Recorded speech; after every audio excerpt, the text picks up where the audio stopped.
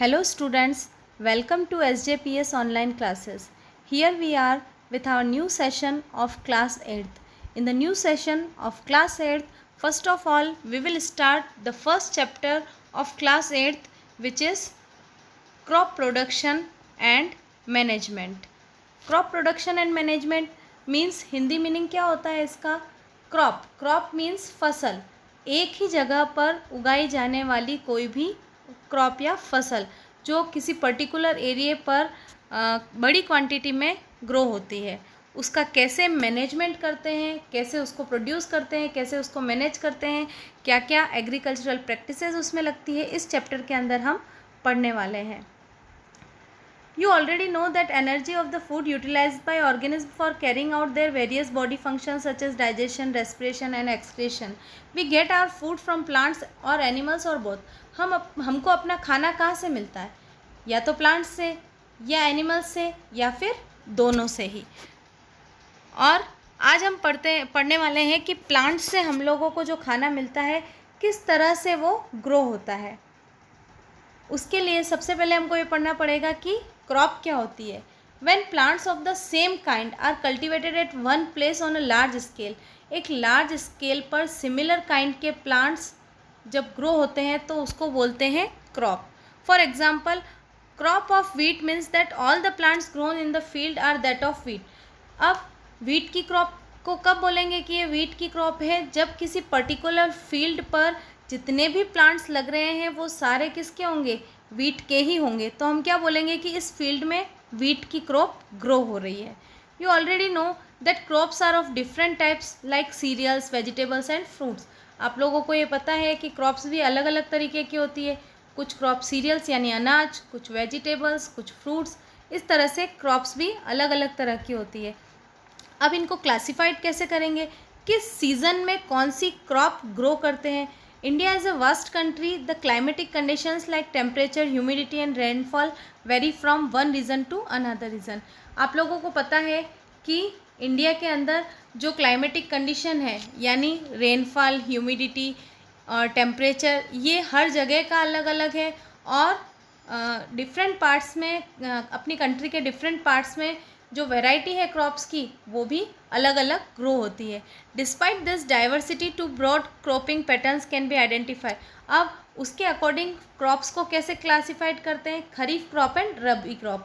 क्या होती है kharif crop? The crops which are sown in the rainy season are called kharif crop. Rainy season के अंदर जिन क्रॉप्स को लगाएंगे उनको खरीफ क्रॉप बोलेंगे. क्या आप बता सकते हो कि रेनी सीजन में जो क्रॉप्स ग्रो करेंगे उनके अंदर क्या स्पेशलिटी होगी? ऑब्वियसली उनकी वाटर रिक्वायरमेंट ज़्यादा होगी. फॉर एग्ज़ाम्पल, पैडी है, मेज़, सोयाबीन, ग्राउंडनट, इनकी वाटर रिक्वायरमेंट बहुत ज़्यादा है, इसलिए इनको किस में लगाते हैं? खरीफ सीज़न में लगाते हैं यानी रेनी सीज़न में लगाते हैं. और कब होता है रेनी सीज़न? जून से सितंबर तक. दूसरी टाइप की क्रॉप है रबी क्रॉप. रबी क्रॉप को कब ग्रो करेंगे? अक्टूबर टू मार्च यानी विंटर सीजन में. इसका मतलब इस तरह की जो क्रॉप्स होती है उनको कोल्ड क्लाइमेट की ज़रूरत होती है. अब कौन सी ऐसी रबी क्रॉप? वीट, ग्राम, पी, मस्टर्ड, लिंसीड्स, ये सारी क्रॉप्स रबी क्रॉप्स है. इसके अलावा पल्सेस, वेजिटेबल्स, ये सब समर सीजन्स में ग्रो होती है. इसमें मेंशन नहीं किया हुआ है बुक में, लेकिन एक थर्ड टाइप की क्रॉप होती है ज़ैद क्रॉप, जो समर सीजन में ग्रो होती है.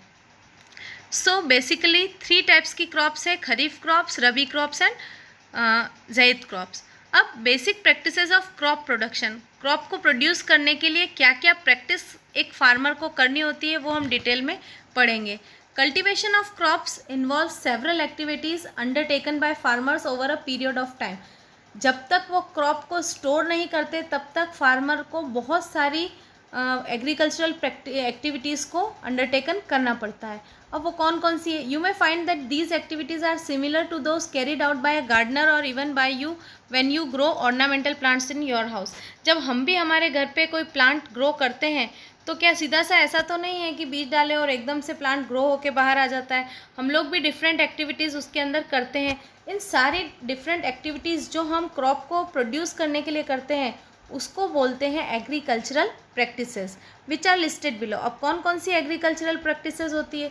सबसे फर्स्ट है प्रिपरेशन ऑफ सॉइल यानी मिट्टी को तैयार करना. Then the second is sowing यानी बीज को बोना। Third is manure and fertilisers, उसके अंदर खाद डालना।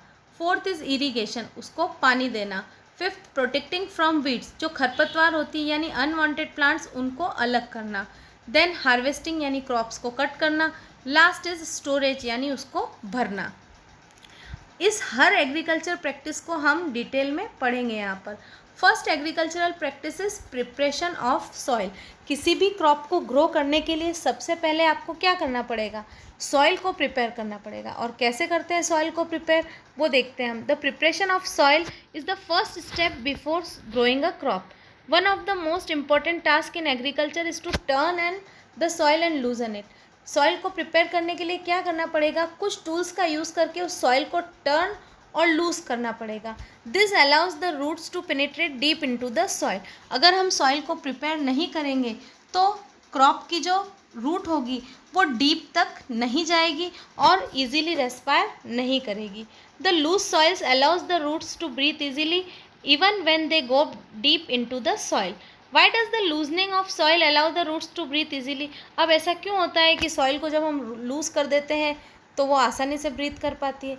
The लूजन soil help in the growth of earthworm and microbes present in the soil. जब हम सॉइल को लूज करते हैं तो सॉइल के अंदर प्रेजेंट जो माइक्रो ऑर्गेनिज्म होते हैं, जो अर्थवॉर्म्स होते हैं, वो एक्टिव हो जाते हैं। These organism are friends of farmer.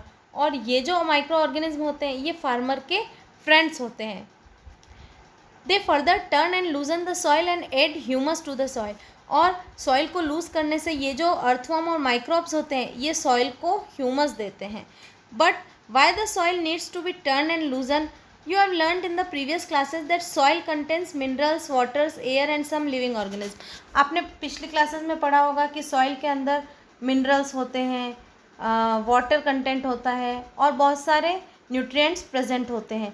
लेकिन जब कोई क्रॉप उसमें ग्रो होती है तो वो न्यूट्रिएंट्स क्या होते हैं, उस क्रॉप के थ्रू एब्जॉर्ब हो जाते हैं। जब हम उस सॉइल को टर्न करते हैं तो जो न्यूट्रिएंट्स रिच सॉइल होती है वो ऊपर की तरफ टॉप लेयर पर आ जाती है, जिससे प्लांट्स इजीली उसको एब्जॉर्ब कर पाता है। In this way various nutrients in the dead organism are released back into the soil. These nutrients are again absorbed by the plants. Since only a few centimeters of the top layer of soil supports plant growth, turning and loosening of soil brings the nutrient rich soil to the top. जब हम soil को turn करते हैं तो nutrient rich soil ऊपर की तरफ आ जाती है और less nutrient rich soil नीचे की तरफ चली जाती है। इससे plants easily उस nutrient rich soils के अंदर से nutrients को absorb कर लेते हैं। Thus turning and loosening of soil is very important for cultivation of crops. इसीलिए सॉइल को टर्न करना और लूज करना क्रॉप प्रोडक्शन में ज़रूरी है। The process of loosening and turning of soil is called tilling or ploughing. और इस प्रोसेस को क्या बोलते हैं, tilling. This is done by using a plough. अब ये जो मेथड है किसके थ्रू किया जाता है, अलग अलग टूल्स के थ्रू। मेन टूल है प्लो। Plows are made of wood or iron. If the soil is very dry, it may need watering before plowing. अगर सूखी मिट्टी है तो उस मिट्टी को प्लो करने से पहले उसके अंदर क्या करना पड़ेगा, पानी डालना पड़ेगा, उसके बाद वो प्रॉपरली प्लोइंग हो पाएगी। द प्लोड फील्ड में have big clumps of soil called crumbs. और उसके अंदर मिट्टी के बड़े बड़े ढेले भी होते हैं जिनको सॉइल क्रम्स बोलते हैं। तो क्या करना पड़ेगा फिर, it is necessary to break this crumbs. अब उन ढेलों को तोड़ के और उस मिट्टी को, उस सॉइल को लेवल में लाना पड़ेगा। Levelling the field is beneficial for sowing as well as for irrigation. अगर हम फील्ड की लेवलिंग कर देते हैं तो सीड को सॉ करना भी इजी रहेगा और इरीगेशन की प्रोसेस भी आसानी से हो जाएगी। Levelling of soil is done with the help of leveller. अब ये लेवलिंग की प्रोसेस यानी उस क्रम्स को तोड़ने का काम कोई हाथों से थोड़ा किया जाता है, उसके लिए भी अलग अलग टूल्स या मशीन्स का यूज़ किया जाता है। This helps in proper mixing of manure with soil. The soil is moistened before sowing. अब कौन कौन से एग्रीकल्चरल इम्प्लीमेंट्स या कौन कौन से एग्रीकल्चरल टूल्स का यूज़ करते हैं सॉइल को प्रिपेयर करने के लिए। This is done with the help of various tools. The main tools used for this purpose are plough, hoe and cultivator. अब क्या है ये plough, hoe and cultivator. Plow. This is being used since ancient time for tilling the soil, adding fertilizer to crop, removing the weeds and turning the soil. This is made of would and is drawn by a pair of bulls. देखो ये जो आपको diagram दिखाया हुआ है screen के ऊपर, ये है, इसके अंदर बुल्स के साथ ये जो चीज़ लगी हुई है इसको बोलते हैं प्लो। ये आपको इधर डायग्राम में दिख रहा है। इसके नीचे जो ये शार्प एंड है ये पियर्स होता है उस सॉइल के अंदर और उस सॉइल को प्लो करने का यानी खोदने का काम करता है। लेकिन इस प्लो के थ्रू किसका यूज़ हो रहा है, ये बुल और मैनुअल पावर और एनिमल पावर दोनों का यूज़ हो रहा है, तो उसमें टाइम भी ज़्यादा कंज्यूम होगा और मेहनत भी ज़्यादा लगेगी। This is made of wood is drawn by a pair of bulls or other animals. It contains a strong triangular iron strip. उसके नीचे की तरफ एक आयरन स्ट्रिप लगी होती है शार्प, जिसको बोलते हैं plough share. The main part of plough is long log of wood which is called plough shaft. There is a handle at one end called shaft. The other end is attached to a beam which is placed on the bull's neck. One pair of bulls and a man can easily operate through the plow. अब इसको operate करने के लिए कौन कौन चाहिएंगे, a pair of bulls and a man, तो ये इस प्लो को इजीली ऑपरेट कर पाएंगे। The indigenous wooden plough is increasingly being replaced by iron ploughs nowadays. आजकल इनको आयरन प्लोज के थ्रू रिप्लेस किया हुआ है ताकि वो काम इजीली हो पाए। सेकेंड इज हो। It is simple tool which is used for removing weeds and for loosening the soil. अब इस हो का यूज़ कहाँ किया जाता है, एक तो वीड्स यानी अनवांटेड प्लांट्स को हटाने के लिए और सॉइल को लूज करने के लिए। It has a long rod of wood or iron. A strong broad and bent plate of iron is fixed to one of its end. ये देखिए आपको स्क्रीन पर जो डायग्राम दिखा हुआ है, इस डायग्राम के अंदर आपको हो का फोटो दिख रहा है। It is pulled by animals. अब देखो इसके अंदर भी क्या होता है, ये जो आपको शार्प एंड दिख रहा है ये एक शार्प ब्लेड है और इसके अंदर इसके थ्रू ग्रिप डलता है। ये एक हैंडल है, ये पूरी एक रॉड है और यहाँ का जो ये शार्प एंड है ये मिट्टी के अंदर पियर्स होता है और उसको क्या करता है, प्लो करने का काम करता है, लूज करने का काम करता है। The next tool is cultivator. Now a days ploughing is done by tractor driven cultivator. लेकिन अब ये सारा काम किसके थ्रू होता है, ट्रैक्टर के अंदर जो कल्टीवेटर्स, देखो ये जो ट्रैक्टर है इसके पीछे कल्टीवेटर लगे हुए हैं। इन कल्टीवेटर के पीछे बहुत सारे शार्प एंड्स हैं। ये शार्प एंड मिट्टी के अंदर पियर्स होते हैं और मिट्टी की प्लोइंग अच्छी तरीके से करते हैं। कल्टीवेटर के अंदर सबसे कम टाइम लगता है और अच्छी तरीके से कम टाइम में ज़्यादा क्वांटिटी में प्लोइंग हो पाती है। The use of cultivator saves labour and time. Labour भी बचाता है और टाइम भी बचाता है ये कल्टीवेटर। अब मिट्टी की प्रिपरेशन हो गई यानी प्लोइंग के थ्रू जो सॉइल है उसको टर्न कर दिया, लूज कर दिया। The next process is then sowing. अब जब मिट्टी अच्छे से प्रिपेयर हो जाती है, हमारे घर में भी हम गमले की मिट्टी को जब खोद देते हैं तो उसके बाद हम क्या करते हैं, उसके अंदर बीज डालते हैं। So the similar process is done in the fields also. The next process is sowing. Sowing is an important part of crop production. Before sowing, good quality, clean and healthy seeds of a good variety are selected. अब जब sowing की process करेंगे तो उससे पहले farmers क्या करेंगे, clean और हेल्दी सीड्स गुड वेराइटी के उनको सेलेक्ट करेंगे। Farmers prefer to use seeds which give high yield. लेकिन उनको पता कैसे चलेगा कि सीड्स की क्वालिटी कैसी है, उसके लिए वो क्या करेंगे, एक एक्टिविटी करेंगे।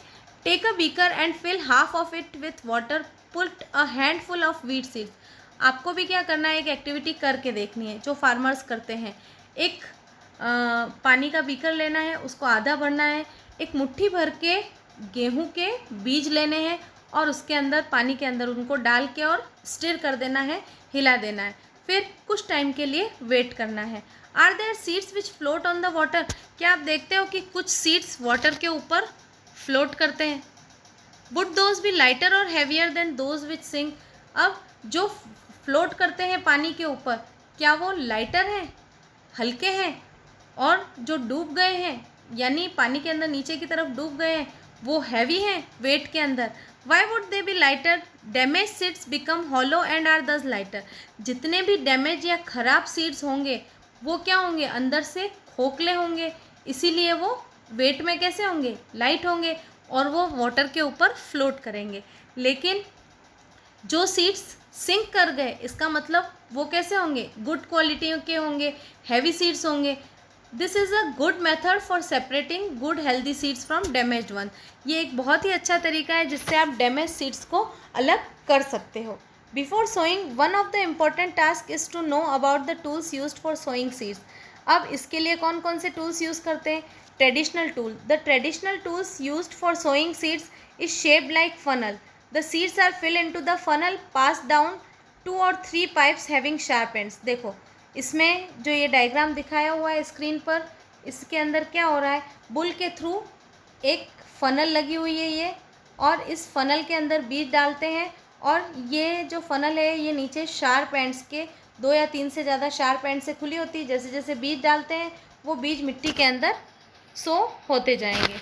ये है ट्रेडिशनल मेथड सीड को सो करने का, लेकिन इसके अंदर टाइम ज़्यादा लगेगा, लेबर ज़्यादा लगेगा। The next traditional tool is seed drill. Nowadays the seed drill is used for sowing with the help of tractors. ये जो आपके स्क्रीन पर लग रहा है इसको सीड ड्रिल बोलते हैं। ट्रैक्टर के थ्रू इसका यूज़ होता है। This shows the seeds uniformly eight equal distance and depth. अब इस सीड ड्रिल के थ्रू क्या होते हैं, जितने भी सीड्स होते हैं वो इक्वल डिस्टेंस पर और इक्वल डेप्थ यानी बराबर गहराई और बराबर दूरी पर लगेंगे। It ensure that seeds get covered by the soil after sowing. उसके साथ साथ सीड ड्रिल का यूज़ करने पर क्या होगा, ये श्योर हो जाएगा कि सॉइल उस सीड्स के ऊपर कवर हुई है या नहीं हुई है। This protects seeds from being eaten by birds. इससे क्या होगा, चिड़िया वगैरह ऐसे कोई भी जानवर होंगे वो उन सीड्स को नहीं खा पाएंगे। Sowing by using a seed drill saves time and labour. Obvious बात यह है कि ट्रैक्टर से इसका ड्राइवन हो रहा है तो समय और लेबर दोनों ही बच जाएंगे। Appropriate distance between the seed is necessary to avoid overcrowding of plants. और अगर उनको प्रॉपर दूरी पर लगाएंगे तो प्लांट्स की ओवर क्राउडिंग से भी बचा जा सकता है। Sufficient sunlight, nutrients and water from the soil. At times a few plants may have to be removed to prevent overcrowding. इस टाइम पे क्या होता है, ओवरक्राउडिंग से बचने के लिए कुछ प्लांट्स को बीच बीच में से वहाँ से फार्मर क्या करते हैं, हटा देते हैं और उनको दूसरी जगह पर लगा देते हैं। अब जब सीड्स को भी सॉ कर दिया है तो नेक्स्ट प्रोसेस क्या होगी, उस खेत में हमको क्या करना पड़ेगा, उस फील्ड के अंदर हमको मैन्योर और फर्टिलाइजर्स को ऐड करना पड़ेगा। क्या होते हैं मैन्योर और fertilisers? The substance which are added to soil in the form of nutrients for healthy growth. उस सॉइल के अंदर जो प्लांट्स होते हैं उनकी हेल्दी ग्रोथ के लिए ऊपर से न्यूट्रिएंट्स को ऐड करते हैं, उनको बोलते हैं मैन्योर और फर्टिलाइजर्स। अब ये मैन्योर और फर्टिलाइजर्स दोनों प्लांट्स की ग्रोथ ही करते हैं, लेकिन दोनों अलग अलग चीज़ है। मैन्योर जो है वो बायोटिक मैटर है और फर्टिलाइजर्स केमिकल फैक्टर है। Soil supplies mineral nutrients to crop plant. These nutrients are essential for growth of the plants. In certain area, farmer grows crop after crop in same field. The field is never left uncultivated. कुछ area ऐसे होते हैं जिसमें एक के बाद एक फसल फार्मर ग्रो करते ही रहते हैं और फील्ड कभी भी खाली नहीं रहती। Imagine what happens to nutrients. अगर ऐसा होगा तो समझो उस फील्ड के अंदर, उस सॉइल के अंदर से सारे न्यूट्रिएंट्स कहाँ चले जाएंगे, ख़त्म हो जाएंगे, सब प्लांट्स एब्जॉर्ब कर लेंगे। तो वो जो सॉइल है क्या वो फर्टाइल रहेगी? नहीं रहेगी। अब ऐसी कंडीशन में क्या करना होगा, continuous cultivation of crops makes the soil poor in nutrients, therefore farmers have to add manure to the fields to replenish the soil. ऐसी कंडीशन में फार्मर क्या करेंगे, उस सॉइल के अंदर मैन्योर को डालेंगे जिससे वो सॉइल फिर से रिप्लेनिश हो जाए न्यूट्रिएंट्स से। This process is called manuring. Improper or insufficient manuring results in weak plant. Manure is an organic substance obtained from decomposition of plants or animal waste. Manure क्या होता है, decomposition के through बनता है, यानी प्लांट्स और animals waste यानी मरे हुए पौधे या मरे हुए जानवर जब माइक्रो ऑर्गेनिज्म के थ्रू वो डिकम्पोज हो जाते हैं तो वो किस में कन्वर्ट हो जाते हैं, मैन्योर के अंदर कन्वर्ट हो जाते हैं। मैन्योर एक तरह का बायोटिक कंपोनेंट्स है जो कहाँ बनता है, फील्ड्स के अंदर ही बनता है। Farmers dump plant and animal waste in pits at open places and allow it to decompose. The decomposition is caused by micro organism. और ये डिकम्पोजिशन की प्रोसेस किसके थ्रू होती है, सर्टेन माइक्रो ऑर्गेनिज्म के through. The decompose matter is used as organic manure, और वो जो डिकम्पोज मैटर है उसको कैसे यूज़ करेंगे हम, एज ए मैन्योर यूज़ करेंगे। लेकिन मैन्योर के अंदर और फर्टिलाइज़र के अंदर डिफरेंस है। क्या डिफरेंस है? फर्टिलाइज़र्स जो है वो केमिकल फैक्टर है। Fertilisers are chemicals which is rich in a particular nutrients. Manure के अंदर सारे न्यूट्रिएंट थोड़ी थोड़ी क्वांटिटी में प्रेजेंट होते हैं, लेकिन क्योंकि फर्टिलाइजर्स जो है वो केमिकल्स हैं और फैक्ट्रीज के अंदर बनते हैं, तो पर्टिकुलर क्रॉप के अंदर कौन से फर्टिलाइज़र की ज़्यादा क्वांटिटी में ज़रूरत है, कौन से न्यूट्रिएंट्स की ज़रूरत है, उसी को के अकॉर्डिंग फर्टिलाइज़र्स बनते हैं। ये मैन्योर से डिफरेंट है, ये फैक्ट्रीज़ में बनते हैं। कुछ एग्जांपल है फर्टिलाइज़र्स के, urea, ammonium sulphate, super phosphate, potash, NPK, ये सारे फर्टिलाइज़र्स के एग्जांपल हैं।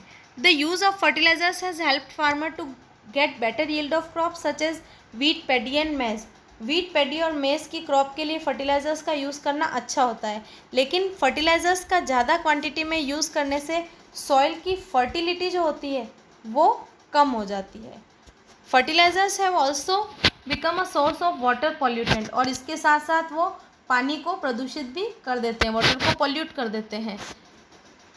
We have substitute fertilisers with organic manure or leave the field uncultivated in between two crops. हमको क्या करना चाहिए, या तो दो क्रॉप्स के बीच में उस खेत को अनकल्टिवेटेड रखना चाहिए, यानी उसमें कुछ भी नहीं उगाना चाहिए, या फिर बदल बदल के क्रॉप्स को उगाना चाहिए।